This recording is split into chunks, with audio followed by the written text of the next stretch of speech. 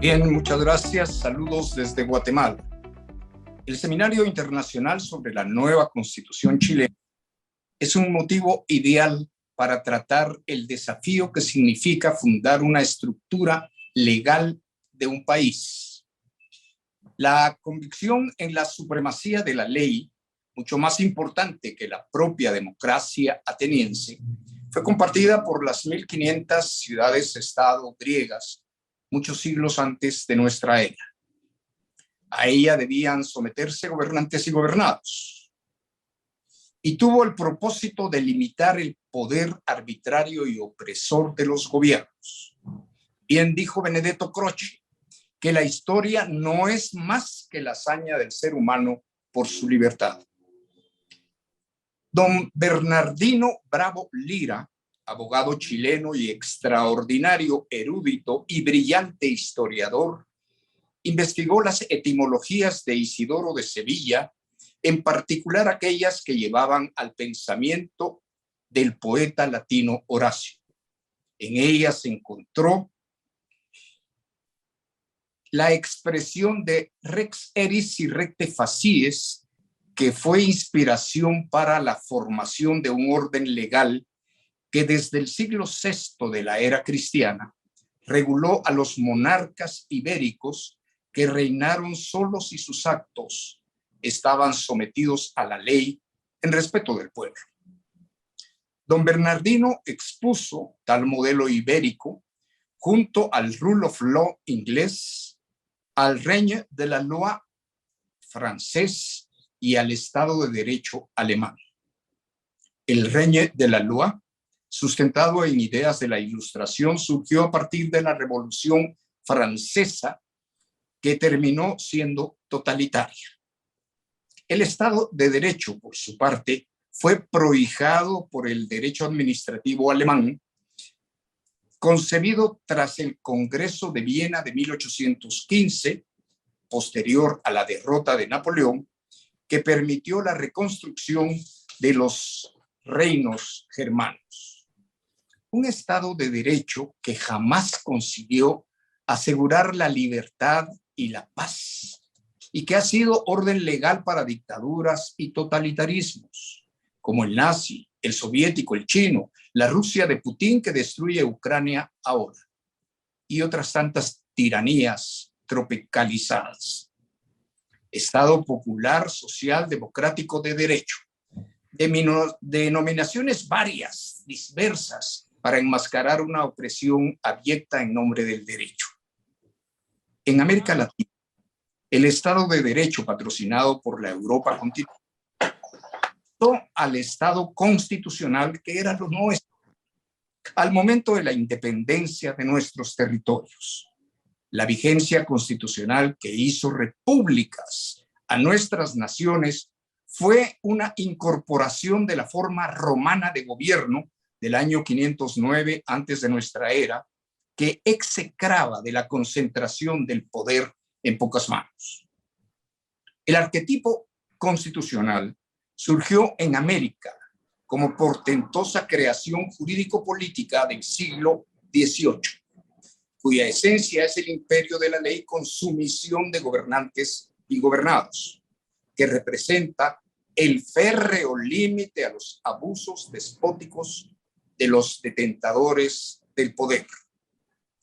La primera constitución republicana se dio en la isla de Córcega en 1755, mediante un documento de tan solo 12 páginas al que llamaron Constituzione. El preámbulo decía que tras conseguir la separación de Génova, el pueblo corso decidió concederse una constitución para garantizar sus derechos naturales y la libertad. Pero la República Corsa desapareció en 1769, cuando los franceses invadieron la isla y la anexionaron. Luego, en el lapso de 1776 a 1791, se concreta la arquetípica organización estadual jurídico-política de Occidente, con una constitución escrita y permanente que proclamaba la libertad individual y cuyo modelo reunió un conocimiento armonizado de miles de años de lucha por la libertad. Los enunciados de la Constitución fueron del tipo observacionales básicos, considerados procedentes y prácticos en la ciencia por cuanto derivaron de la experiencia y observación empírica. Por supuesto, el campo de la política es otro, y a estos enunciados se les opuso todo tipo de ideas especulativas y movidas por la ambición de poder. No obstante, los enunciados básicos privilegian el conocimiento constitucional sólido y coherente que llegó a condensarlo el canon constitucional. Este define una constitución como un código fundacional escrito, breve y de principios, para ser leído, conocido, aprendido y defendido por su destinatario, el pueblo. Código Supremo de la República, de contenido hermético, sistémico, preciso, que se desarrolla en todo el cuerpo legal constitucionalizado de esta manera. Por su contenido de principios, expone la pretensión de eternidad, el segmento medular, los derechos fundamentales, en tanto efectivamente lo sean, no cambiarían con el tiempo. Así, la forma codificada del canon presenta un preámbulo que expresa quiénes son los integrantes del pueblo y cuáles sus aspiraciones y su destino propuesto. Los derechos individuales, inalienables, imprescriptibles, relacionados con el orden jurídico en libertad. Y finalmente, la organización política del Estado con la especificación de territorio, pueblo y gobierno, una estructura posible de reformar una y otra vez. El derecho rige para sociedades libres. Anulada la libertad, los seres humanos pierden la esencia de su existencia. En tanto, el poder se sitúa sobre la ley y los seres humanos. La Constitución se expresa en normas concisas, claras y unívocas, puesto que el derecho es lenguaje y orden. Es racional, por tanto, que al redactar una constitución se recurra a la lógica deóntica. Henry von Wright es un valioso referente. Distingue von Wright las normas determinativas, las reglas de juegos como las del fútbol, las prescriptivas, que son las emanadas por una autoridad, conforme un procedimiento legal y desde su posición de poder. Son las clásicas de la Constitución y las leyes, y técnicas que reglamentan medios a emplear para un fin. El pensador finés añade otros tipos secundarios, los hábitos de conducta, las normas morales y las reglas ideales referidas a lo que debe, puede o tiene que hacerse en el altruismo o la solidaridad, que en libertad inadmisible es imponerlas como obligatorias. La vigencia constitucional exige un referendo democrático, pero la aparición del destructivo populismo obliga a repreguntar qué entendemos por democracia. Diríamos que es una forma de decisiones de tu cuerpo social para elegir gobernantes, por ejemplo.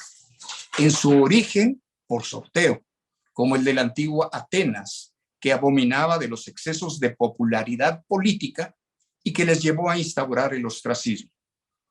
Hoy, en cambio, la democracia es un concurso de popularidad por lo que se elige con frecuencia a mediocres, sinvergüenzas y cínicos, cuando no a terroristas, asesinos e inútiles que aprendieron a vivir de otros. No es mi propósito esta tarde realizar un juicio a los males democráticos, de la revolución cultural en la que estamos inmersos. Solo digamos que la democracia en una república constitucional debe también tener límites. El respeto a la minoría de hoy, que puede ser la mayoría de mañana. El ejercicio responsable de la ciudadanía en una elección de los más capaces. Un 50.1% o más de los votos no podría decidir nunca la libertad, vida y propiedad de la población entera. Con lo anterior en mente, arribamos a la nueva Constitución chilena que opta, entre otras muchas decisiones, por imponer el pluralismo jurídico en el Estado, convertir al gobierno en proveedor de bienes y servicios, y que los políticos manejen la seguridad social. Consta la nueva Constitución de un preámbulo, 388 artículos sustantivos en 11 capítulos que contienen 638 numerales y 289 literales, y disposiciones transitorias en 57 artículos. La mayoría de las normas son del tipo declarativo, sin particularizar la forma en que las buenas intenciones puedan cumplirse. En ese sentido, en la dimensión de la Constitución chilena nueva, tiene más artículos que el Estatuto de Bayona, la primera constitución para 3 continentes, y que la Constitución de Cádiz, que fue igualmente monárquica, pero de menor articulado. O sea, estamos ante una constitución extensa que omite, sin embargo, que Chile sea una nación independiente, redactada en lenguaje no siempre claro y a veces claramente confuso. Requiescat in pace, Andrés Bello, admirable redactor del Código Civil chileno, puesto en vigencia en 1857. Es inquietante, además, una ciega sumisión al orden de convencionalidad que repudia la autonomía y el ejercicio de la propia capacidad chilena para gestionar su destino, por cuanto enajena su soberanía en favor de extraños. La nueva Constitución es de obvia vocación populista, sumisa a una moda global, que presenta abundantes antinomias y se somete a una ideología destructiva, lo que no augura que sea capaz de crear un sistema jurídico estable, independiente, funcional y justo. Renueva también la vida de órganos antirrepublicanos, como el Tribunal Constitucional, y crea nuevos, como el Consejo de la Justicia, una asamblea política que se advierte como peligro grave para la independencia judicial. Finalmente, el examen de las instituciones que la Constitución crea es una aventura en terreno fangoso que solo estimula la especulación. Hacer funcional al nuevo Código Fundamental de la República requeriría de muchas enmiendas o de redactarla de nuevo ante la oportunidad perdida. Muchas gracias a la Universidad Mayor de Chile y al Instituto Panamericano de Derecho Procesal.